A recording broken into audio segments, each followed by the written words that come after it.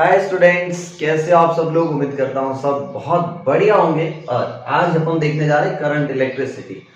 तो उसमें मैंने 2 पॉइंट उठाया कि कोटा कोचिंग इतनी फेमस क्यों है। कोटा कि कोटा में लोग बच्चे जाने के लिए मरते हैं, वहां पे ऐसा क्या है।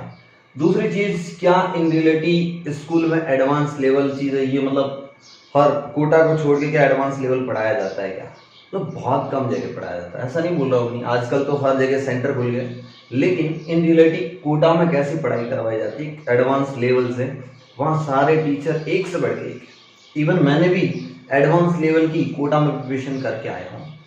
तो मैं ये नहीं बोल रहा हूँ कि आप कोटा जाओ, इस साल तो कोरोना ने सब कुछ है ना तबाह कर दिया है, ठीक है। तो अपना ख्याल रखना। और आज मैं आपको कुछ क्वेश्चंस कराता हूँ जो इन रियलिटी ऐसे कोचिंग में करवाया जाता है, लेकिन जो नॉर्मल स्कूल्स या नॉर्मल कोचिंग्स होता है ना वहाँ रियलिटी में नहीं करवाया जाता है, ठीक है। तो आप देखना, मजा आए तो बोलना, ठीक है। कमेंट जरूर करना कि हाँ यार मजा आ रहा है। लास्ट क्लास में अपने ये रिलेशन देखा था, आई बराबर N E A V D देखा था ना। ये याद रखना, बहुत कम आएगा बोर्ड में और जेई मेंस, ठीक है।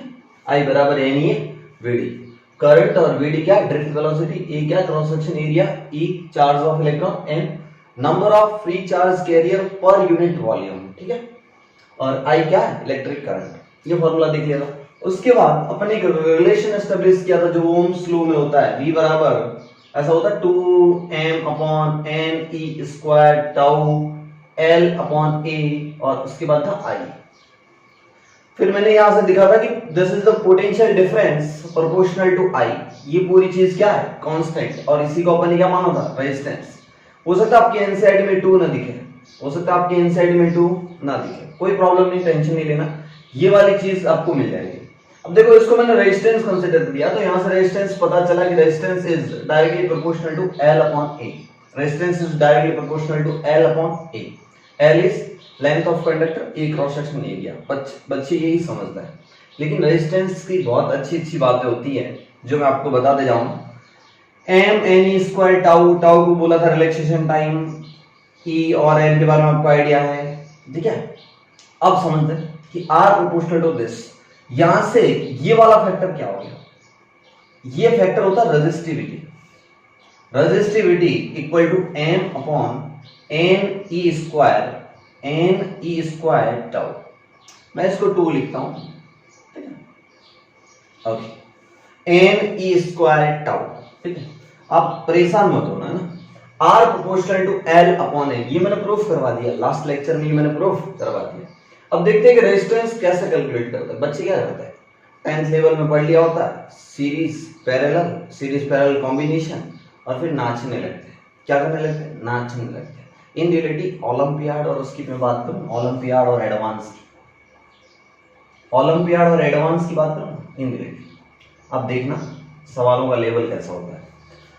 अब देखो, आपको ये फॉर्मूला आ गया कि R proportional to L upon A, ये आ गया, ठीक है। या फिर इस प्रोपोर्शनलिटी को हटा के रो L अपॉन A लिख लो। अब मेरा क्वेश्चन, पहला क्वेश्चन देखना, क्वेश्चन फर्स्ट। आपको बोल रखा है कि आपके पास एक स्फीयर है, क्या है, स्फीयर, गोला है, डिस्क मत समझना इसको, ये स्फीयर है। इस स्फीयर के अंदर से मैंने एक छोटा स्फीयर कट कर दिया, एक छोटा सा स्फीयर मैंने कट कर दिया। अंदर वाले स्फीयर की जो कैविटी बन गई, और बाहर वाला है उसकी रेडियस R2 है, उसकी कितनी, R2। ये स्फीयर समझ, क्या समझ, स्फीयर समझ। अंदर वाले की रेडियस R1 है, बाहर वाले की R2 है। मैंने अंदर से R1 का छोटा गोला काट के फेंक दिया, ओके। अब क्या बोला मैंने कि यहां का पोटेंशियल हाई है, यहां का पोटेंशियल हाई है, और यहां का पोटेंशियल लो है। यहां का पोटेंशियल हाई है और बाहर का पोटेंशियल लो है, तो obviously current high potential to low potential की तरफ जाएगी। तो इसमें करंट कैसे फ्लो होती है, ऐसे करंट फ्लो होती है हर डायरेक्शन में, क्योंकि अंदर तो कैविटी है ना, तो अंदर पोटेंशियल हाई है, तो करंट सिर्फ यहीं से यहीं फ्लो करेगी। ये कंडक्टर ऐसे फ्लो कर रही है, करंट एवरी डायरेक्शन में ऐसे फ्लो कर रही है। अब मेरा क्वेश्चन सुना, और इसकी डेंसिटी दे रखी है, रेजिस्टिविटी दे रखी है मटेरियल की, रो कितनी दे रखी है, रो। ये आपको रेजिस्टिविटी गिवन है, this rho is given to you, okay. अब समझना मेरी बात, आपको पूछा क्या कि इसका रेजिस्टेंस कैलकुलेट करो, तोते उड़ जाएंगे तुम्हारे। क्या उड़ जाएंगे? तोते। अगर कॉन्सेप्ट नहीं देखा होगा तो नॉर्मल बच्चा ये नहीं कर सकता। चलिए आगे बढ़ते, इसी चीज का फायदा उठाऊंगा। अब देखना, बच्चे बोले कैसे करें सर? मैंने बोला देख, इसमें क्या हो रहा है कि जैसे तू किसी भी डायरेक्शन में जा, तेरा एरिया चेंज हो रहा है, क्योंकि जैसे जैसे स्फीयर में जाएगा ना तो एरिया हर पॉइंट का इंक्रीज करता जा रहा है। जैसे जैसे तू बाहर जाएगा एरिया इंक्रीज करता जाएगा। तो एक तू काम कर, एक्स डिस्टेंस पे जाके, सेंटर से कितने डिस्टेंस पे जाके? एक्स डिस्टेंस पे, सेंटर से एक्स डिस्टेंस पे जाके तो एक छोटी सी सेल ले ले। क्या ले ले? शेल। शेल समझते हो? बहुत ही पतली स्ट्रिप भी बोल सकते, लेकिन वो स्फेरिकल होगी। अब देखना, इसकी मैं थिकनेस यहां विड्थ मान लो dx, कितना कंसीडर करता हूं? dx। तो इस छोटे से पार्ट का रेजिस्टेंस लिखना, छोटा सा रेजिस्टेंस कितना होगा? dr equal to, black pen से लिखता हूं, dr इक्वल टू क्या होता है? रो dl। लेंथ कितनी? देखो लेंथ क्या होती है, करंट ऐसे फ्लो कर रहा है तो ये लेंथ सिर्फ dx कंसीडर की जाएगी। लेंथ ऐसे करंट फ्लो ऐसे बाहर की तरफ कर रहा है ना, मैंने dx भी ऐसे लिया है, तो रो dx अपॉन छोटा सा एरिया, ये थी लेंथ, अपॉन छोटा सा एरिया, इसका एरिया कितना होगा? 4 पाई एक्स स्क्वायर। यस। अब क्या करना है, ये छोटी छोटी स्ट्रिप मिलके ये पूरा स्फीयर बन रहा है ना, तो क्या मैं इन पूरे को जोड़ने के लिए इंटीग्रेशन कर लूं? बोला यस। तो मेरे को अगर नेट आर चाहिए तो integration of dr equal to rho constant 4 pi constant integration of dx upon X square. Yes और नो? अब dx upon X square integration, limit कहां से? लिमिट यहां से r1 से लगा के r2 तक, क्योंकि अंदर तो कैविटी है ना, इसलिए r1 से लगा के r2। ओके, अब 1 अपॉन एक्स स्क्वायर का इंटीग्रेशन क्या होगा? 1 अपॉन एक्स स्क्वायर का इंटीग्रेशन x की पावर -2 ऊपर ले जा, -2 plus 1 upon -2 plus 1 -1 upon x। अरे यार, तो ये हो गया रो अपॉन 4 पाई, ये हो गया -1 अपॉन x, और ये हो गया r1 लोअर लिमिट, ये हो गया अपर लिमिट। देखो ये चीज मैं रफ कर रहा हूं, देखो यहां से सॉल्व करने पर क्या मिलेगा? रो अपॉन 4 पाई, रो अपॉन 4 पाई, ये लिमिट रखोगे तो 1 अपॉन r2, लेकिन अगर मैं माइनस साइन को चेंज कर रहा हूं अंदर ही, इतनी मैथ समझ जाना, 1 upon r1 minus 1 upon r2। क्या आपको समझ में आया? नहीं है तो एलसीएम ले लो, r2 माइनस r1 ऊपर कर दो और ये आपके पास आंसर आ जाएगा। रो अपॉन 4 पाई ऊपर आ जाएगा r2 minus r1 upon r1 into r2। ये आपका रेजिस्टेंस निकल गया। बच्चों ने बोला बहुत मजा आया, ये तो कोई टफ नहीं लगा। अभी तुम लेवल धीरे धीरे देखते जाना, धीरे धीरे लेवल बढ़ा रहा हूं, धीरे धीरे। चलिए आगे बढ़ते हैं। नेक्स्ट क्वेश्चन, फटाक से इक्वेशन नोट कर लो अपनी कॉपी में। ऐसा क्वेश्चन मैंने 11th में भी कराया था, ऐसे क्वेश्चंस मैंने आपको 11th में भी कराए थे, जब मैंने आपको हीट एंड थर्मोडायनेमिक्स पढ़ा रहा था और थर्मल रेजिस्टेंस फाइंड आउट करवाए थे। ठीक है, आगे बढ़ते हैं। क्वेश्चन नंबर 2 लेते हैं, मजा आएगा देखना। क्वेश्चन नंबर 2, क्वेश्चन नंबर 2 बोल रहा है कि आपके पास ऐसा बाल्टी जैसा ऐसा एक कंडक्टर है, ऐसा एक कंडक्टर है जिसकी लेंथ L है, जिसकी लेंथ कितनी दे रखी है आपको? L। और यहां से ये वाली रेडियस स्मॉल a है और ये वाली रेडियस स्मॉल। फर्स्ट हम बोलते हैं एक तरीके से कोन था, ऊपर से काट के फेंक दिया। अगर इसको मैं आगे बढ़ाता तो कोन बनता ना, मैंने इतना काट के फेंक दिया और एकदम सॉलिड है और इसकी रेजिस्टिविटी रो गिवन है। रेजिस्टिविटी कितनी गिवन है? रो। ये आपको चीज गिवन है। इसकी ये वाली रेडियस a है, ये वाली रेडियस b है। अब सुनिए, अब पूछा आपको कि अगर करंट फ्लो ऐसे हो रहा है, करंट का फ्लो इस तरफ कैसे हो रहा है? ऐसे की तरफ करंट फ्लो ऐसे हो रहा है I, तो आपको पूछा है कि इसका रेजिस्टेंस कैलकुलेट करो। मजा आएगा, ये क्वेश्चन कर दोगे तो दिल खुश हो जाएगा। रेजिस्टेंस कैलकुलेट करो। बच्चों ने बोला सर कैसे करें? देखो आ जाओ मेरे साथ, रेजिस्टेंस कैलकुलेट करते हैं। रेजिस्टेंस के लिए सबसे पहले सर मैं क्या करूं, मेरे को छोटी सी स्ट्रिप लेना सीखना है। तो इसमें देखना कि मैंने यहां से इसको मैं अगर एक्स एक्सिस कंसीडर कर दूं और इसको मैं वाई एक्सिस कंसीडर कर दूं, आप देखना, इसको मैंने एक्स एक्सिस कंसीडर कर दिया, इसको मैंने वाई एक्सिस कंसीडर कर दिया। अगर मैं यहां से एक्स डिस्टेंस पे जाके, कितने डिस्टेंस पे जाके, एक्स डिस्टेंस पे जाके यहां पे एक डिस्क दिखेगी आपको, समझ ना, क्योंकि पूरा ऐसा बाल्टी जैसा है, तो अंदर से काटोगे तो डिस्क दिखेगी। क्या दिखेगी? डिस्क, डिस्क दिखेगी। अब देखना, इस डिस्क को मैं दिखाता हूं, इसकी थिकनेस मैंने dx कंसीडर कर दी। थिकनेस कितनी कंसीडर कर दी? dx कंसीडर कर दी। और इसकी रेडियस मैं r कंसीडर कर देता हूं। देखना, इस डिस्क को मैं बताता हूं आपको कैसे दिखेगी। ये ऐसी डिस्क होगी, ऐसे डिस्क होगी जिसकी रेडियस कितनी है? r। और ये मोटी भी होगी, यूं, dx कितनी मोटी होगी? dx मोटी होगी, ठीक है। अब देखते हैं कि b ये a दे रखा है और ये क्या है? l। ये क्या है? l। अब सुनो, क्या मैं ऐसा लिख सकता हूं इसकी, अगर इस लाइन की इक्वेशन लिखना, क्योंकि अब की बार r और x दोनों वेरिएबल है, r और x दोनों वेरिएबल है, क्योंकि जैसे जैसे x बड़ा होगा ना, रेडियस चेंज होती रहेगी। जैसे जैसे x चेंज करोगे रेडियस चेंज होगी। बच्चों ने, ठीक है सर, यहाँ तो दो दो वेरिएबल हो जाएंगे। सर मैं रेजिस्टेंस कैसा लिखूं?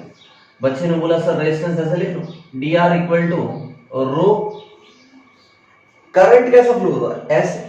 तो जिधर करंट का फ्लो होता है ना, वो लेंथ ली जाती है dx से। अरे यार, तो रो dx अपॉन एरिया क्या लिखो? बच्चे ने बोला सर एरिया लिख लो पाई इंटू आर स्क्वायर, क्योंकि डिस्क का एरिया कितना हो जाएगा? Pi R square. अरे dx बहुत स्मॉल है, dx, इसलिए टेंशन मत लेना सर ये मोटी है। dx upon pi R square. बच्चे ने बोला सर x भी चेंज होता है, r भी चेंज होता है, x और r में रिलेशन ले आओ तो काम हो जाएगा। मैंने बोला देख रिलेशन कैसे लाता हूं मैं, देख इस लाइन की इक्वेशन लिख ले। ये जो लाइन जा रही है, ये लाइन, ये स्ट्रेट लाइन है, और स्ट्रेट लाइन की इक्वेशन होती है y बराबर mx प्लस c। यस और नो? y बराबर mx प्लस c। देखो y पे यहां से इनिशियल a है और ये b है। अगर मैं इस लाइन की स्लोप लूं, समझ ना, तो ये लेंथ a है और टोटल b है, तो ये वाली लेंथ हो जाएगी b माइनस a। ये वाला टुकड़ा कितना हो जाएगा? b minus a। और ये एंगल अगर थीटा है तो tan थीटा ही तो स्लोप होती है, tan थीटा ही तो स्लोप होती है। तो tan थीटा इक्वल टू क्या हो जाएगा? b माइनस a अपॉन ये वाली लेंथ तो l है ना, तो ये स्लोप होगी b minus a upon l। Okay, तो आपको m मिल गया। आपको क्या मिल गया? m मिल गया।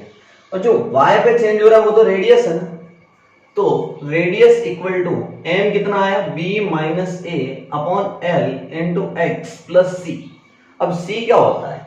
c होता है y एक्सिस पे इंटरसेप्ट। इंटरसेप्ट कितना? a। अरे जब x 0 रख दो तो y पे रेडियस कितनी आती है? a। तो ये हो गया a। अब आपको रिलेशन मिलेगा, रिलेशन मिलेगा। एक काम करो, उसको डिफरेंशिएट करो, डिफरेंशिएट करो, डिफरेंशिएट करोगे तो ये हो जाएगा dr equal to b minus a upon l, एक चीज कांस्टेंट है, इंटू dx, इंटू क्या हो जाएगा? dx, और a कांस्टेंट है तो इसका कितना हो गया? 0। अब देखो यहां से मैं dx क्या लिख सकता हूं? dx can be written as dr, l उस साइड चला गया तो l upon b minus a। Yes और नो? अब ये यहां पे पुट कर दो dx की वैल्यू, dx की वैल्यू पुट कर दो। फटाक से मैं रफ कर रहा हूं, ये चीज मैं रफ कर रहा हूं, फटाफट फटाफट देखिए, आ जाओ फटाक से मेरे साथ। dr equal to rho, dx की वैल्यू कितनी है? l dr, l upon b minus a dr upon यहां क्या? Pi R square.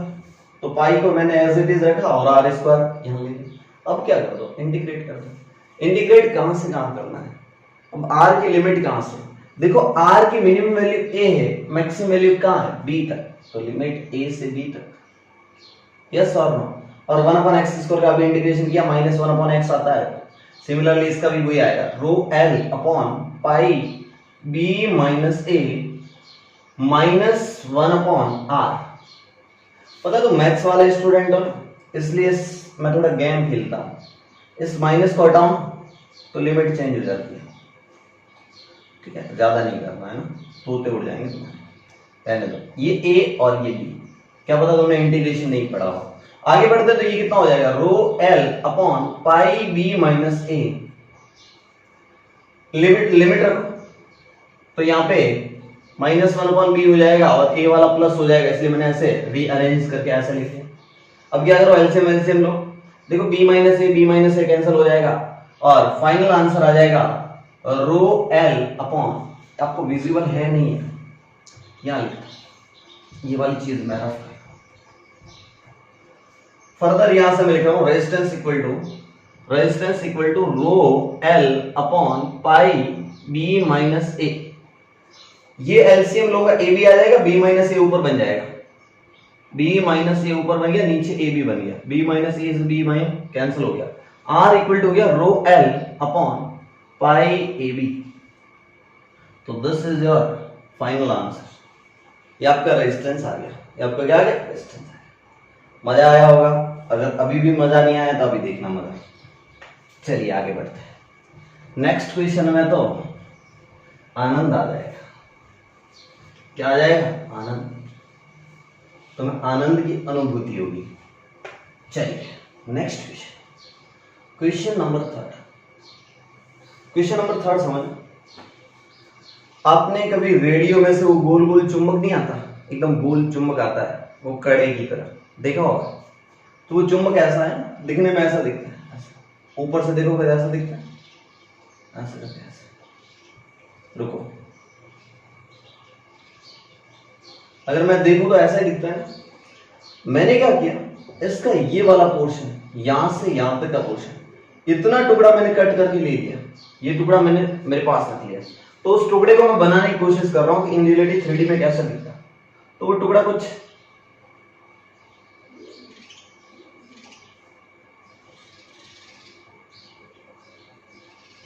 फोटो सही नहीं बन रही यार, ड्राइंग तो मेरी फिर भी ठीक ठाक है ना। ये लाइन अंदर जा रही है, समझ जाओ,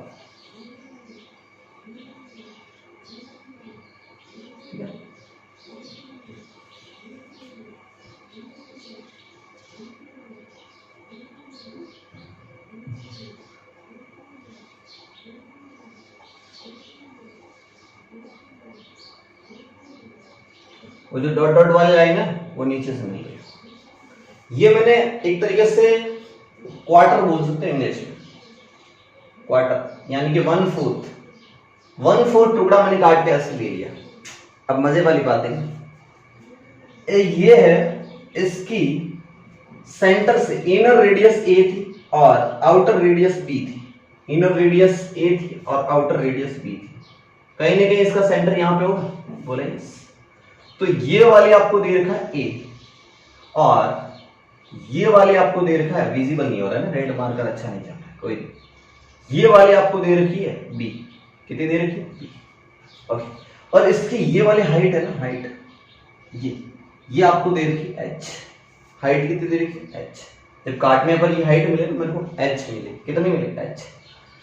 अब यहाँ पर दो क्वेश्चन बनते हैं एडवांस लेवल के, कि अगर करंट फ्लो ऐसे हो रहा है, ऐसे इसके अंदर करंट ऐसा फ्लो कर रहा है इस डायरेक्शन में, यहां से करंट घुसता है और उस साइड से बाहर निकल जाता है, तो बोला कि इसका डेंसिटी आपको गिवन है अगेन रो, ये आपको अगेन, सॉरी मैं डेंसिटी फिर से बोल दिया, रेजिस्टिविटी, रो क्या गिवन है, रेजिस्टिविटी, फिर से अगर मैं डेंसिटी बोल दूं ना तो माफ करना, ये रेजिस्टिविटी है, क्या रेजिस्टिविटी, ओके।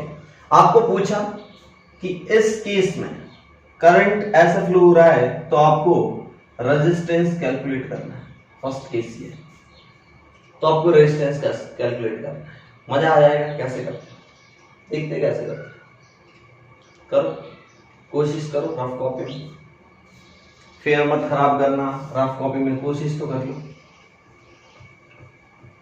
अब देखो मैं इस क्वेश्चन को कैसे करता हूं, करंट ऐसे फ्लो हो रही है सर, अब क्या करें, मैंने बोला कोई टेंशन वाली बात नहीं, तो यहां से x डिस्टेंस पे आ जाए, लाइन सीधी नहीं बन गई ना, ये थोड़ी देर के लिए a को मैं हटा रहा हूं, ये थी a, यहां से मैं अगर x डिस्टेंस पे आ जाऊं, कितनी डिस्टेंस पे आ जाऊं, x या r कुछ भी ले लो, x पे आके मैं dx मोटी स्ट्रिप लूं, कितनी dx मोटी, x पे आके मैंने dx मोटी स्ट्रिप ली, तो अब देखना इस स्ट्रिप, ये स्ट्रिप ऐसे पूरी अंदर अंदर जाएगी, ये पूरी स्ट्रिप ऐसे क्योंकि हर पॉइंट पे x पे जाऊंगा तो dx ऐसे स्ट्रिप जाएगी।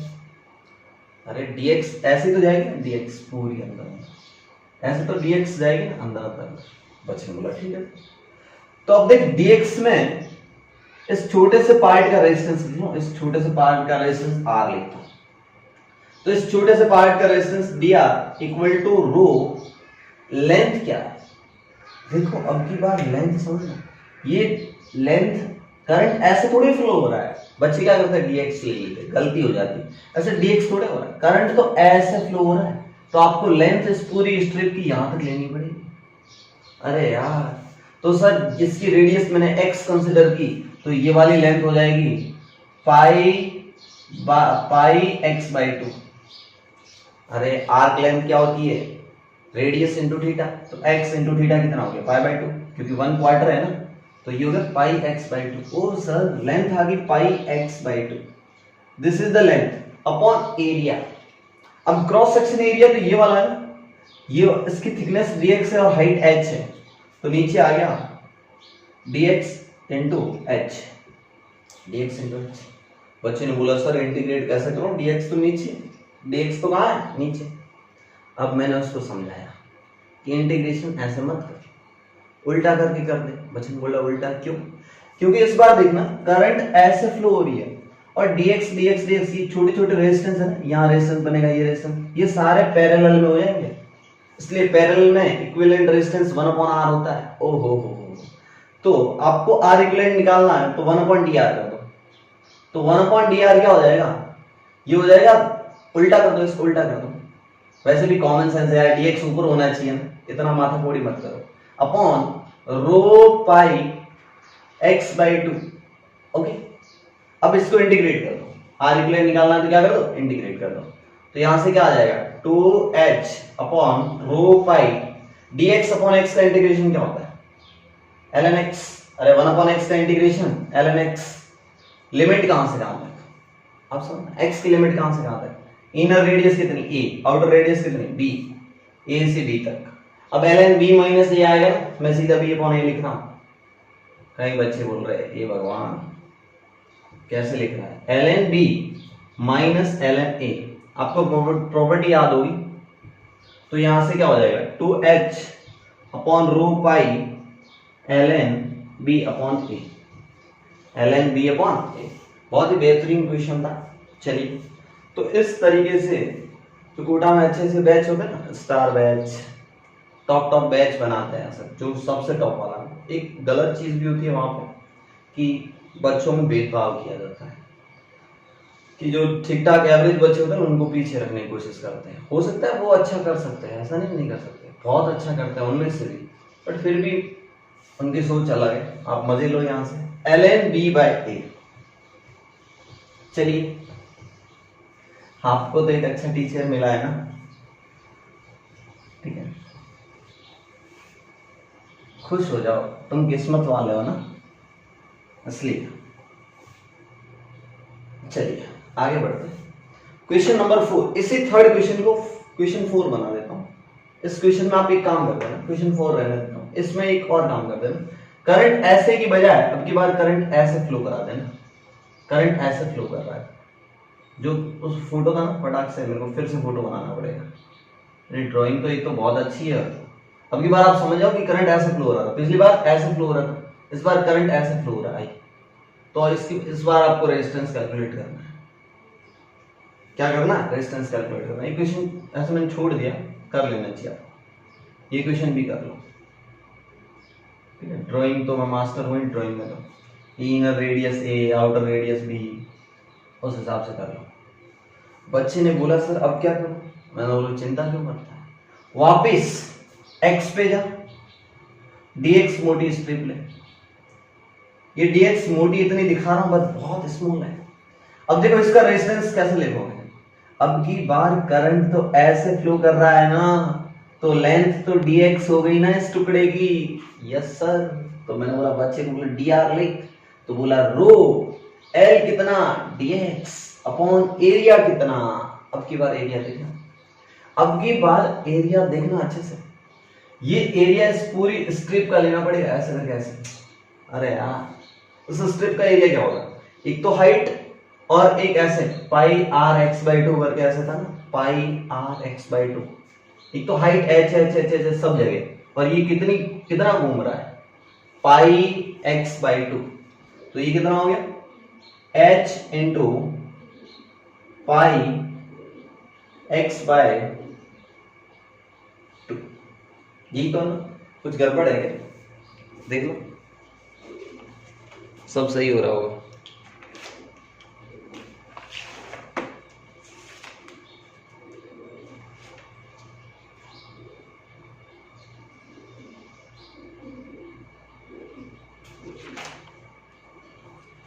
ठीक है, ये हो जाएगा। उसमें एक चीज बाद में पलट देना, उसमें क्या आया था लास्ट क्वेश्चन में आंसर, वो 1/r इक्विवेलेंट था ना, 1/r equivalent equal to 1/dr, ऐसे करके सॉल्व किया था। तो फाइनल आंसर आता है ना, फाइनल आंसर, तो आपको r इक्विवेलेंट लिखना है, तो r इक्विवेलेंट ऐसा आ जाएगा, जो भी आया था उसको पलट देना, जो ln वैलन ऊपर आया था ना उसको नीचे ले लेना, ln b/a। क्या लिख लेना, ln b/a। क्या था आंसर,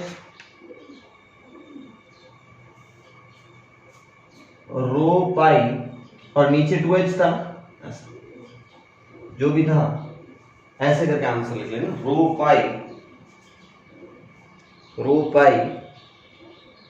अपॉन 2h ऐसे करके लिख लेना। ऐसा क्यों किया सर, रीजन समझ में आया, आपने पैरेलल में एडिशन किया था। किस में एडिशन किया था, पैरेलल में एडिशन किया था, इसलिए 1/r इक्विवेलेंट 1/dr था। मैंने फाइनल लिख के छोड़ दिया था, 1/r इक्विवेलेंट, आपको r इक्विवेलेंट कैलकुलेट करना था, तो रो pi upon 2h ln b/a। ठीक है, हो गया काम। चलिए ये हो गया। अब दूसरा क्वेश्चन समझो कि ऐसे करना है, तो इस बार सीधा इंटीग्रेशन कर देना है। क्यों, क्योंकि सारे रेजिस्टेंस ऐसे सीरीज में ऐड हो रहे हैं, तो इस बार सीधा इंटीग्रेशन कर दो। r इक्विवेलेंट इक्वल टू क्या हो जाएगा, सीधा इंटीग्रेशन ऑफ dr। कई बच्चे हो रहे हैं समझ में नहीं आ रहा होगा उनको ये क्या हो रहा है सर, रो dx अपॉन x रखो, बाकी सब ऐसे ले जाओ अपॉन h और पाई ऑल्सो, तो इसको इंटीग्रेट कर देना a से b तक।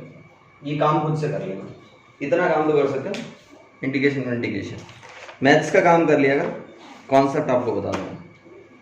चलिए, तो ये धमाकेदार क्वेश्चन थे, कोई आसान क्वेश्चन नहीं बोल सकते इनको, अच्छे क्वेश्चन है। नेक्स्ट, कि रेजिस्टेंस टेम्परेचर पे कैसे डिपेंड करता है, effect of temperature on resistance, effect of temperature on resistance, effect of temperature on resistance। Temperature का क्या इफेक्ट पड़ता है रेजिस्टेंस पे, तो पहले देखते हैं कि रेजिस्टेंस ना आया क्या था। रेजिस्टेंस का बेसिक फॉर्मूला उठाते हैं, रेजिस्टेंस इक्वल टू आया था रो एल अपॉन ए, लेकिन रो भी कुछ होता है, और वो रो होता है तुम्हारा 2m upon n e square tau l upon a। होता है नहीं होता, अब इस 2 से परेशान मत होना, मुझे याद है, मैं ऐसे लिखता हूं, मेरी मर्जी, बाकी सभी फैक्टर आपको मिलेंगे, n e square tau l upon a। Okay, बच्चे ने बोला ठीक है सर, हमें समझ में आ रहा है, l अपॉन a है, this is the root of resistivity, rho क्या resistivity, tau relaxation time, n कितने नंबर ऑफ चार्ज कैरियर है, फ्री चार्ज कैरियर। ओके, अब देखो कि फॉर कंडक्टर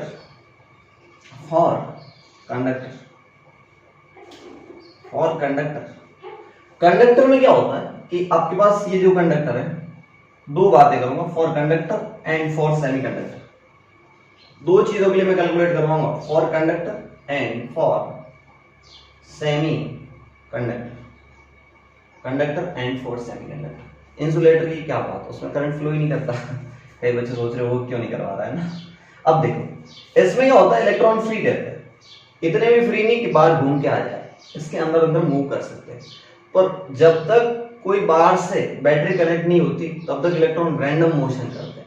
जैसे अप्लाई करते हो तो इलेक्ट्रॉन एक पर्टिकुलर डायरेक्शन में मोशन करते हैं।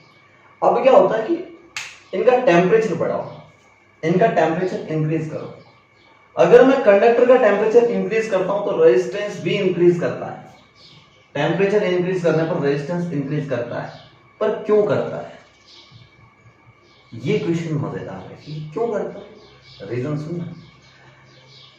टेम्परेचर इंक्रीज करोगे तो कॉलिजन फटाफट होगा, कॉलिजन फटाफट होगा तो टाइम डिक्रीज करेगा। जो रिलैक्सेशन टाइम है ना, इसको दो कॉलिजन के बीच का टाइम होता है उसे बोला था रिलैक्सेशन टाइम।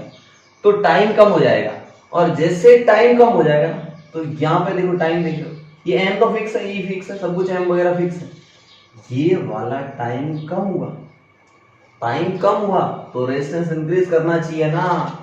टाइम कम हुआ तो रो इंक्रीज कर दिया, रो इंक्रीज कर जाएगा तो रेजिस्टेंस इंक्रीज कर जाएगा। क्यों? क्योंकि rho is inversely proportional to 1 upon tau, यहाँ ऐसा दिख रहा है ना। अगर टाउ डिक्रीज करोगे तो रो इंक्रीज करेगा, और रो इंक्रीज करेगा तो रेजिस्टेंस इंक्रीज करेगा। शायद एक्सप्लेनेशन समझ में आया हो।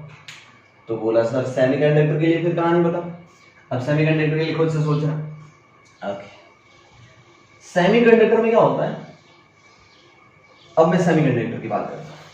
रीजन लिखे ना कंडक्टर के लिए कि सर टाउ डिक्रीज होता है, इसलिए टेम्परेचर बढ़ाने पर टी एस एरो का मतलब क्या? टेम्परेचर इंक्रीज करने पर जो कॉलिजन का टाइम होता है वो डिक्रीज करता है। दिस इंप्लाइज रेजिस्टिविटी डिक्रीज करती है, इसके लिए रो डिक्रीज कर जाता है, मतलब रेजिस्टेंस डिक्रीज। क्या डिक्रीज कर जाता है? ऐसे नीचे का मतलब डिक्रीज करता है। मैं डिक्रीज थ्योरी नहीं लिख रहा। फॉर सेमीकंडक्टर आपने टेम्परेचर बढ़ाया सेमीकंडक्टर का। सेमीकंडक्टर में क्या होता है? टेम्परेचर बढ़ाने पर कॉलिजन के बीच का टाइम डिक्रीज करता है, मैं मानता हूं टी डिक्रीज करता है, लेकिन यहाँ एक और चीज हो जाती है, जो number of free charge carrier है ना वो इंक्रीज कर जाते हैं। तो बच्चों ने बोला सर टाउ डिक्रीज कर रहा है, एन इंक्रीज कर रहा है, हम तो कंफ्यूज हो जाएंगे सर रो पे क्या इफेक्ट पड़ेगा, क्योंकि रो इक्वल टू तो ऐसा है ना sir 2m upon N E square tau. आप इसको डिक्रीज कर रहे हो और इसको इंक्रीज कर रहे हो, तो रो पे क्या इफेक्ट पड़ेगा, कैसे बताओगे? लेकिन ये एक्सपेरिमेंट से पता चला कि ये एन है ना वो बहुत ज्यादा बढ़ जाता है, मतलब एन डोमिनेट कर जाता है। एन क्या कर जाता है? डोमिनेट कर जाता है, एन बहुत ज्यादा नंबर बढ़ जाता है। तो सोचो इन रियलिटी एन बहुत ज्यादा बढ़ गया, ये घटा लेकिन कम घटा, तो बहुत ज्यादा बढ़ गया, मतलब नीचे कुछ न कुछ तो नंबर बढ़ गया ना। अगर नीचे बढ़ गया तो रो घट गया, दिस इंप्लाइज रो क्या हो गया? डिक्रीज। और सोचो रो डिक्रीज हो गया तो रेजिस्टेंस भी decrease, this implies resistivity decrease, और रेजिस्टिविटी डिक्रीज इसका मतलब रेजिस्टेंस डिक्रीज, इसका मतलब रेजिस्टेंस डिक्रीज। तो एक खास बात याद रखना कि सेमीकंडक्टर के लिए रेजिस्टेंस डिक्रीज करता है, और कंडक्टर के लिए टेम्परेचर बढ़ाने पर रेजिस्टेंस इंक्रीज करता है।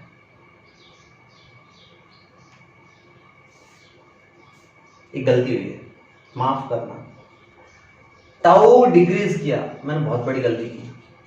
टाउ डिक्रीज किया तो रेजिस्टिविटी इंक्रीज करनी चाहिए ना, तो रेजिस्टेंस भी इंक्रीज करना चाहिए ना। गलती हो गई, मुझे पता होते हुए भी ऐसा लिख लिया कि रो इंक्रीज करता है, रेजिस्टेंस भी इंक्रीज करता है, और इसमें रेजिस्टेंस डिक्रीज करता है। तो कंडक्टर में एक लाइन लिखो कॉपी के ऊपर कि कंडक्टर में टेम्परेचर बढ़ाने पर रेजिस्टेंस बढ़ता है, और इसमें टेम्परेचर बढ़ाने पर रेजिस्टेंस घटता है, यानी कि डिक्रीजेस। क्या होता है? डिक्रीजेस। और आगे बढ़ते हैं, अभी वो अल्फा वेल्फा सब बताऊंगा, अभी कहानी सुनना।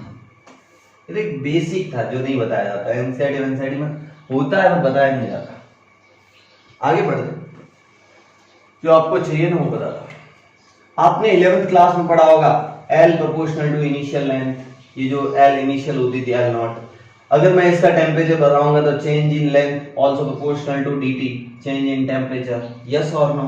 फिर यहां से आप लिख लेते थे dl equal to proportionality, alpha नहीं है ये प्रोपोर्शनलिटी है, ये प्रोपोर्शनलिटी है। तो इस प्रोपोर्शनलिटी को हटा देते थे, एक कांस्टेंट आता था, थर्मल कोएफिशिएंट बोलते थे, linear thermal, alpha delta T, alpha delta T, alpha L not delta T यानी कि dt, ऐसा कुछ लिखते थे ना, ऐसा लिखते थे, ऐसा लिखा जाता है कि जो लेंथ में चेंज आएगा ना ये dl है, जो dl में चेंज आएगा वो L नॉट के प्रोपोर्शनल होता है, और dl में चेंज आएगा वो dt के प्रोपोर्शनल होता है। तो रेजिस्टेंस में भी कुछ ऐसा ही होता है। अब देखना रेजिस्टेंस में जो चेंज आता है ना वो इनिशियल रेजिस्टेंस के प्रोपोर्शनल होता है, और रेजिस्टेंस का टेम्परेचर बढ़ाने पर भी ऐसा इफेक्ट आता है, dt के प्रोपोर्शनल होता है, चेंज इन टेम्परेचर, या डेल्टा टी लिख लो, कोई फर्क नहीं पड़ता। तो dr इक्वल टू क्या हो जाएगा, alpha R naught initial resistance dt। बच्चे ने बोला ठीक है सर, ये चेंज इन रेजिस्टेंस। अगर मैं इसको इंटीग्रेट कर दूं, इसको मैं क्या कर दूं, इंटीग्रेट कर दूं, तो r initial to r final आ जाएगा, यानी कि change in resistance r final minus r initial. Limit लगेगी नहीं, r initial to r final, और यहाँ टेम्परेचर लगेगा, temperature initial to temperature final. Okay, तो यहाँ से क्या आ जाएगा, अल्फा और r नॉट क्या है, इनिशियल रेजिस्टेंस, r नॉट क्या है, इनिशियल रेजिस्टेंस, और ये हो जाएगा लेट से डेल्टा टी, डिफरेंस हुआ ना टेम्परेचर का, उसको मैंने डेल्टा टी कंसीडर कर दिया। अब देखो r इनिशियल को मैं उस साइड ले जाता हूँ, तो r final equal to r initial r naught के इक्वल है ना, तो r नॉट कॉमन आ गया, r naught 1 plus alpha delta T. ये रिलेशन याद रखो, बोर्ड में क्वेश्चन पूछ रहा था इससे। r final equal to r naught 1 plus alpha delta T, r final resistance r naught 1 plus alpha delta T. r naught initial resistance जो जिस भी इनिशियल टेम्परेचर पे, डेल्टा टी टेम्परेचर में change, final temperature minus initial temperature, r final जो आपको final resistance मिलेगा। Alpha क्या, alpha है यहाँ पे coefficient of thermal resistance, coefficient of thermal resistance, coefficient of thermal resistance, coefficient of thermal resistance. और वहां पे 11th क्लास में अल्फा क्या था, कोफिशिएंट ऑफ लीनियर एक्सपेंशन, वो जो थर्मल की वजह से एक्सपेंशन होता है उसकी वजह से। ओके, अब सुनो, फॉर कंडक्टर, ये बोर्ड में बहुत अच्छे से लिख रखा है, for conductor alpha positive, for conductor alpha positive, for semiconductor, for semiconductor alpha negative, alpha negative, conductor के लिए अल्फा पॉजिटिव, सेमीकंडक्टर के लिए अल्फा नेगेटिव। इससे साफ साफ पता चल गया आपको कि अल्फा पॉजिटिव मतलब यहाँ पॉजिटिव, तो 1 में कुछ ऐड होगा तो 1 से ज्यादा होगा, और 1 से ज्यादा मल्टीप्लाई होगा तो फाइनल रेजिस्टेंस इंक्रीज कर जाएगा। और अल्फा नेगेटिव, अल्फा नेगेटिव मतलब 1 में से कुछ कम होगा, और जैसे 1 में से कुछ कम को मल्टीप्लाई करोगे इनिशियल से तो वो डिक्रीज कर जाएगा। ये दूसरा एक्सप्लेनेशन, ये दूसरा एक्सप्लेनेशन। लेकिन पहला एक्सप्लेनेशन था फील वाला, कैसा, फील वाला। ओके, एक और तरीका बताता हूं, एक और तरीका बताता हूं, ऐसे मेरा मन कर रहा है।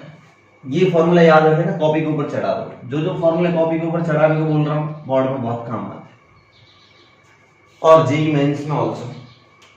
एडवांस में उतने फॉर्मूले फॉर्मूले ठीक है, कॉन्सेप्ट जरूरी है। आपको एकदम बेसिक से फॉर्मूले कहां से प्रूफ हुआ वो नहीं आएगा तब तक एडवांस के क्वेश्चन नहीं मिलते। अब सुनो कि r बराबर सर था rho l by a, by taking log both side, by taking logarithm both side, दोनों साइड मैंने लॉग ले लिया, तो क्या हो जाएगा, ln r equal to ln rho l by a। अब तुम्हें पता है लॉग की प्रॉपर्टी होती m इंटू n की, m अपॉन n की, तो मैं एक साथ लिख रहा हूं ln rho plus ln l minus ln a, क्योंकि ये डिवाइड में तो डिवाइड वाला माइनस में हो जाता है। डिफरेंशिएट, डिफरेंशिएट कर दो, पूरे को क्या कर दो, डिफरेंशिएट कर दो, तो ln r का ln x का क्या होता है, dx upon x, this is the dr upon r equal to, differentiate किया तो इसको आ जाएगा d रो अपॉन रो, इसका हो जाएगा ln का dl upon l minus de upon. Okay, ये समझ में आ रहा है नहीं आ रहा, बच्चे ने बोला सर आ रहा। मैंने अभी बताया था तेरे को कि dr equal to r naught alpha delta T, तो dr अपॉन r क्या बन जाएगा, dr अपॉन r बन जाएगा अल्फा dt, वेयर अल्फा कौन सा है, रेजिस्टेंस का कोफिशिएंट है, समझ में आया क्या, coefficient of thermal resistance. Okay, अब समझना कि रेजिस्ट कंडक्टर है ना, कंडक्टर, उसको टेम्परेचर दोगे तो उसकी लेंथ भी इंक्रीज करेगी, उसकी लेंथ भी इंक्रीज करेगी, मतलब उसकी डायमेंशन एरिया भी चेंज हो सकता है, पर एरिया और लेंथ कंपेरेटिवली बहुत कम चेंज होता है। फिर भी सुन, बातें सुनना मेरी, कि ये अल्फा कौन सा है, coefficient of thermal resistance, thermal resistance.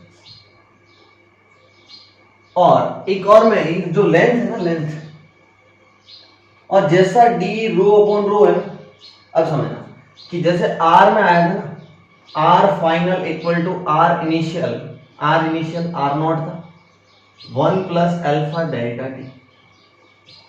ऐसे ऐसे रो में भी लिख सकते हो, डेंसिटी, क्योंकि आर प्रोपोर्शनल टू रो होता है, density equal to rho initial 1 plus alpha delta T. मैं फिर से डेंसिटी बोल रहा हूं, आदत पड़ गई यार, तुम समझ जाओ। This is the resistivity, this is what resistivity, this is what resistivity. तो फाइनल रेजिस्टिविटी भी ऐसे ही जैसे रेजिस्टेंस फॉलो होता है वैसे ही होता है। ओके, ये चीज मैं फिर से रफ कर रहा हूं, ये फटाफट लिख लो, लिखी? हाँ, आ जाओ वापस यहाँ पे। डी आर अपॉन आर, क्या अल्फा डी टी लिखा जा सकता है? बच्चे बोला यस। तो क्या मैं इसको भी अल्फा डी टी लिख सकता हूं? बोला यस। लिखा जा सकता है, नहीं लिखा जा सकता? एक काम करता है, इसको मैं एज इट इज रहने देता हूं, डी आर अपॉन आर में एज इट इज रहने देता हूं।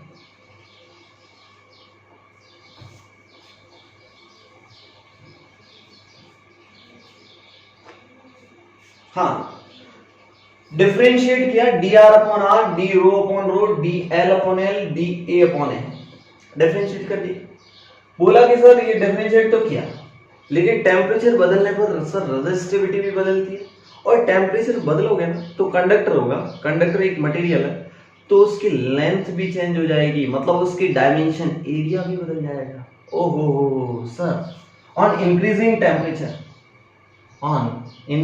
टेम्परेचर, टेम्परेचर बढ़ाने पर, ऑन इंक्रीजिंग टेम्परेचर, क्या उसकी लेंथ चेंज होगी, उसका एरिया चेंज होगा, उसकी रेजिस्टिविटी चेंज होगी। अरे सर, जैसे रेजिस्टेंस फाइनल बताया था ना, वो तो दूसरे फॉर्मूले से किया था मैंने, 1 प्लस अल्फा डेल्टा टी किया था ना, यस और नो? क्या मैं ऐसे कैसे resistivity, this is rho what resistivity rho naught initial 1 plus alpha delta T, same follow होता है। दोनों फॉर्मूले कॉपी के टॉप पे लिख लो, कॉपी के ऊपर लिख लो, दोनों काम आते हैं। ओके, तो अब मेरी बात सुनो, तो क्या मैं ऐसा लिख सकता हूं यहां से कि D rho upon rho equal to alpha D T या अल्फा डेल्टा टी, जो लिखना है लिख लो, अल्फा डी टी या डेल्टा टी, जो लिखना है आप लिख सकते हो, alpha D T, alpha delta T. Okay, D rho upon rho equal to alpha D T. ये अल्फा कौन सा है? Coefficient of thermal resistance, coefficient of thermal resistance, coefficient of thermal resistance. बच्चे ने बोला ठीक है सर, ये बात समझ में आ गई मेरे को, बोला ठीक है, लेकिन टेम्परेचर बढ़ाने पर लेंथ भी चेंज करती है ना, L proportional to L naught alpha delta T, ऐसे करते थे, तो वहां से क्या आता था, सॉरी L नहीं DL, तो DL इक्वल टू क्या आ जाएगा, अल्फा डैश। ये अल्फा अलग है, ये अल्फा रेजिस्टेंस वाला है, और ये अल्फा लेंथ में कैसे चेंज होता है टेम्परेचर के साथ, वो है अल्फा L नॉट dt, यहाँ alpha L not initial length into dt, dl upon L कर दूंगा ना, तो अल्फा डैश dt आ जाएगा, अल्फा डैश dt आ जाएगा। अब समझो कि ये अल्फा है, this is the coefficient of thermal expansion, coefficient of thermal expansion, मतलब लेंथ कैसे चेंज होती है, वो अल्फा डैश है। अब एक और इंफॉर्मेशन के लिए जो प्रैक्टिकल से पता चलता है कि अल्फा डैश है ना, अल्फा डैश का ऑर्डर होता है वो 10 की पावर -2 का होता है, और अल्फा का ऑर्डर होता है वो 10 की पावर -2 का होता है, और जो अल्फा डैश है उसका होता है 10 की पावर -5। मतलब ये बहुत कम होता है, अल्फा डैश अल्फा के सामने बहुत कम होता है। अगर मैं जैसे डीएल में लिखा तो एरिया में आ जाएगा 2 अल्फा डैश। ओके, आगे बढ़ो, आगे बढ़ो। डी आर अपॉन आर था, D R upon D rho upon रो क्या था, alpha D T plus this is what alpha dash D T. यहां पे क्या आ जाएगा, area minus time of 2 alpha dash, क्योंकि एरिया में डबल अल्फा आता है, अगर वॉल्यूम होता तो 3 अल्फा आता। अरे यार लीनियर एक्सपेंशन 11th याद करनी पड़ेगी थोड़ी थोड़ी। Into 3 alpha into D T, मतलब 2 alpha dash into D T.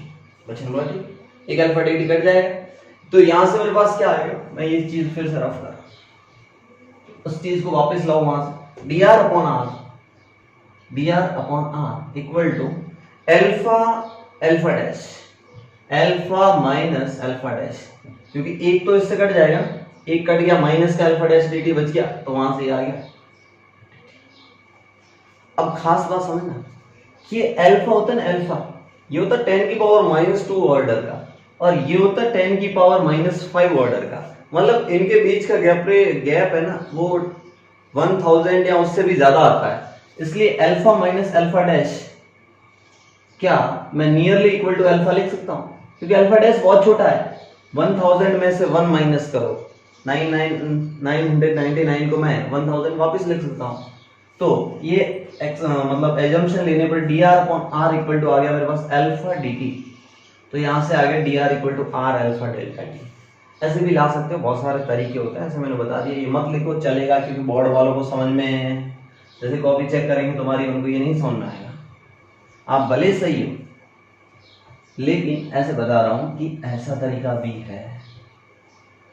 Okay, आगे बढ़ते हैं। प्रैक्टिकल नॉलेज था आपके पास तो काम आएगा। अब अपन एक धमाकेदार क्वेश्चन करते हैं। ये कॉपी ऊपर लिखो, ये जो अल्फा है ना उसकी रेंज होती है 10 की पावर -2। अल्फा की रेंज कितनी होती है, 10 की power -2। Thermal coefficient of resistance वाला, कोएफिशिएंट ऑफ थर्मल रेजिस्टेंस वाला। एक क्वेश्चन करो, पहला क्वेश्चन। अभी क्वेश्चन सुनना पहले कि यार यहाँ पे कोई इंस्ट्रूमेंट बनाया, उसका कुछ रेजिस्टेंस था, वो इंस्ट्रूमेंट कुछ मेजरमेंट करता था, ठीक है। तो ये इंस्ट्रूमेंट यहां से मैं लेके यूएसए में चला गया, कनाडा में चला गया, ठीक है। वहां कोई मेरा रहता है तो मैं उनके पास मिलने चला गया। अगर मैं ये इंस्ट्रूमेंट वहां लेके जाऊंगा तो वहां का टेम्परेचर और यहाँ का टेम्परेचर का डिफरेंस थोड़ा ज्यादा हो जाएगा। तो जैसे टेम्परेचर का डिफरेंस चेंज हो गया तो वहां जाते इस इंस्ट्रूमेंट का रेजिस्टेंस चेंज हो जाएगा, क्योंकि रेजिस्टेंस तो टेम्परेचर पे डिपेंड करता है ना। तो रेजिस्टेंस वहां जाते बदल गया, रेजिस्टेंस बदल गया तो वहां जाके मेरी रीडिंग बदल जाएगी। अरे समझना कि इंस्ट्रूमेंट वहां कोई काम का नहीं, क्योंकि यहाँ पे परफेक्ट रीडिंग देता था उस पर्टिकुलर रेजिस्टेंस पे, वहां जाते रेजिस्टेंस चेंज हो जाएगा, तो कुछ न कुछ तो मेरे एरर आ जाएंगे। तो कुछ ऐसा करो, यार इंजीनियर है ना, कुछ ऐसा करो कि एक इंस्ट्रूमेंट का रेजिस्टेंस टेम्परेचर पे डिपेंड ही ना करे, कि तुम कहीं पे भी चले जाओ, तुम ग्लेशियर में जाओ, वहां चले जाओ, ग्रीनलैंड चले जाओ, आपका टेम्परेचर का कोई इफेक्ट ही नहीं आया रेजिस्टेंस पे। तो आपको बोला गया कि आपके पास दो मटेरियल ऐसे लो, एक ऐसा और इससे कनेक्ट कराओ दूसरा मटेरियल ऐसा, दोनों का क्रॉस सेक्शन एरिया ए, इसका भी क्रॉस सेक्शन एरिया ए, इसकी लेंथ ले लो L1, इसकी लेंथ ले लो L2, ओके। अब इसका coefficient of thermal expansion alpha 1, इसका coefficient of thermal expansion alpha 2, thermal resistance where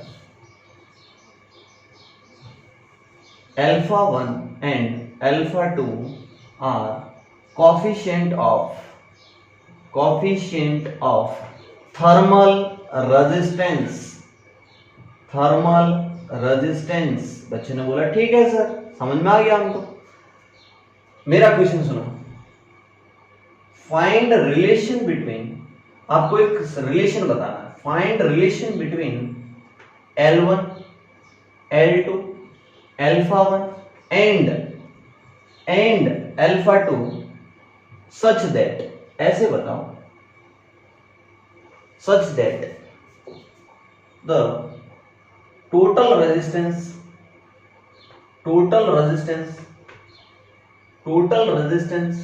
of system is independent of temperature। पहले ये क्वेश्चन मैंने क्यों पूछा वो तो मैं समझा दिया कि ऐसा क्वेश्चन इसलिए पूछा कि ऐसा करो कि कुछ रिलेशन ऐसा बता दो कि टेम्परेचर पे डिपेंड ही नहीं करे। बच्चे ने बोला ओ हो सर टेम्परेचर पे डिपेंड नहीं करे, इसका मतलब क्या? आप dt टेम्परेचर बढ़ाओ तो भी आपका रेजिस्टेंस इनिशियल था ना वो फाइनल रेजिस्टेंस के बराबर होना चाहिए। यानी कि क्या मतलब, टेम्परेचर बढ़ाने पर भी जो पहले रेजिस्टेंस आ रहा था कुछ टेम्परेचर पे वही फाइनल टेम्परेचर पे आना चाहिए। बच्चे ने बोला बिल्कुल सही बोल रहे हो सर आप।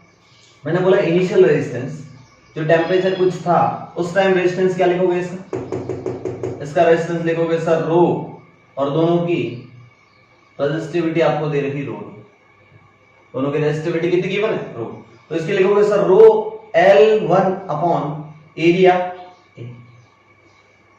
इसकी रेजिस्टिविटी साथ में, क्योंकि दोनों रेजिस्टेंस ऐड हो जाएंगे ना सीरीज में, दोनों कॉम्बिनेशन कैसे कर रखा मैंने सीरीज में, तो plus rho L2 upon A equal to final resistance क्या होगा। अभी तो मैंने फाइनल रेजिस्टेंस बताया था R final equal to R initial 1 plus alpha delta T या अल्फा dt। आपने डेल्टा टी चेंज किया, dt से कंफ्यूज हो जाओगे तो डेल्टा टी लिख लो। ये टेम्परेचर में चेंज करने पर रेजिस्टेंस बदल जाएगा और वो हो जाएगा R1 प्लस पहले वाले का resistance R1 1 plus alpha delta T, तो पहले वाले का अल्फा 1 डेल्टा टी। ये तो एक का रेजिस्टेंस हुआ, इसका भी रेजिस्टेंस सीरीज में तो जुड़ जाएगा ना फाइनल रेजिस्टेंस में, तो इसका हो जाएगा R2 1 plus alpha 2 delta T. Yes और नो बोला यस। अब देखो ये चीज R1 है और ये चीज R2 है, कहीं ना कहीं देखो दिस इज R1 क्या होगा रो L1 अपॉन है, तो यहां से R1 जब 1 से मल्टीप्लाई होगा और R1 अल्फा 1 से मल्टीप्लाई होगा तो R1 यहां और R2 यहां कैंसिल हो जाएंगे। थोड़ी मैथ्स देख लो, मैं ये रफ कर रहा हूं, थोड़ी मैथ्स यार खुद से सोच लिया करो। देखो तो ये R1 या R2 मैं ऐसे लिख लेता हूं R1 plus R2 equal to इधर से R1 plus R1 alpha 1 delta T, उधर से R2 और R2 alpha delta T alpha 2 sorry, और यहां था अल्फा 1। ओके देखो R1 plus R2 cancel, delta T यहां भी है और डेल्टा टी यहां भी है, कॉमन ले लो तो यहां से क्या आ जाएगा इस side 0, R1 alpha 1 plus R2 alpha 2 और डेल्टा टी क्या आ गया कॉमन आ गया। अब देखो चेंज इन टेम्परेचर 0 में डिवाइड कर दो, मतलब चेंज इन टेम्परेचर तो 0 नहीं हो सकता। एक मैथ्स बताता हूं ब्यूटीफुल मैथ्स, कि दो चीजों का मल्टीप्लिकेशन हो रहा है और 0 आ रहा है, आपको पता है कि ये चीज तो 0 है ही नहीं क्योंकि टेम्परेचर तो आपने चेंज करवाया ना, इसका मतलब सर ये चीज 0 होना पड़ेगा, इसको 0 होना पड़ेगा, इसका क्या मतलब, या फिर इसको 0 में भेज दो कोई फर्क नहीं पड़ता। R1 को क्या लिखे वापिस R1 अल्फा 1, तो R1 को लिख लो L1 रो L1 upon area into alpha 1 plus R2 को लिख लोगे रो L2 अपॉन एरिया, दोनों का एरिया सेम है, into alpha 2 should be equal to 0। बस बोला यस, तो ये ए रो 0 में चला गया, रिलेशन आ गया L1 alpha 1 plus L2 alpha 2 should be equal to 0। ओहो इसका मतलब सर एक कंडक्टर लेना पड़ेगा और दूसरा सेमीकंडक्टर, क्योंकि एक का अल्फा पॉजिटिव होगा और दूसरे का अल्फा नेगेटिव होगा, तभी तो ऐसा पॉसिबल है। क्योंकि दो चीज ऐड करने पर 0 कब आएगी, जब एक नेगेटिव होगा और दूसरा पॉजिटिव होगा। तो ऐसा लिख लो फिलिंग के लिए, आपको मजा आया उसके लिए, कि एक कंडक्टर होगा एंड दूसरा सेमीकंडक्टर होगा, क्योंकि ऐसा तभी पॉसिबल है जब क्योंकि लेंथ तो कभी नेगेटिव नहीं हो सकती, कॉमन सेंस से। तो एक सेमीकंडक्टर, ऐसे लिख लो, एक सेमीकंडक्टर, दूसरा कंडक्टर, एक सेमीकंडक्टर और दूसरा कंडक्टर, ऐसे लिख लो फिलिंग के लिए, ठीक है। तो बहुत ब्यूटीफुल क्वेश्चन था। आप सोच रहे हो कि सर हमें ऐसे क्वेश्चन क्यों नहीं कराते। R final equal to R initial 1 plus alpha delta T, temperature में चेंज करो, पहले था टेम्परेचर 273 सेल्सियस, फिर कर दिया कुछ और, फिर ये मैं नहीं करा ऐसे क्वेश्चन में। तो क्या यार, तुम फॉर्मूले में पुट करके आंसर लाओगे, बड़ी बात थोड़ी है। आप एनसीईआरटी में ऐसा एग्जांपल है, खुद सॉल्व करो, एनसीईआरटी में ऐसा एग्जांपल खुद सॉल्व करो। इस तरीके के क्वेश्चन मैं नहीं करा रहा हूं। चलिए, तो आज की क्लास को यहीं खत्म करते। इफेक्ट ऑफ टेम्परेचर अक्सर बोर्ड में पूछा जाता है। कल अपन BB Roy Great Britain very good wife ऐसा कार्बन रजिस्टर पढ़ेंगे, जिससे जेईई मेंस में क्वेश्चन बन जाते हैं, जिससे जेईई मेंस में क्या होता है, क्वेश्चन बन जाते हैं। तो आज का लास्ट क्वेश्चन होमवर्क लेके जाओ, होमवर्क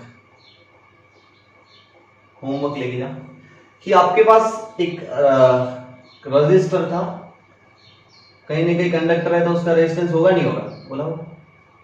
आपके पास ये लेंथ L थी, इसकी रेजिस्टिविटी रो थी, इसका क्रॉस सेक्शन एरिया A था, और इसका इनिशियली रेजिस्टेंस कुछ इनिशियल रेजिस्टेंस R इनिशियल था। आपने क्या किया, यहां से x डिस्टेंस तक,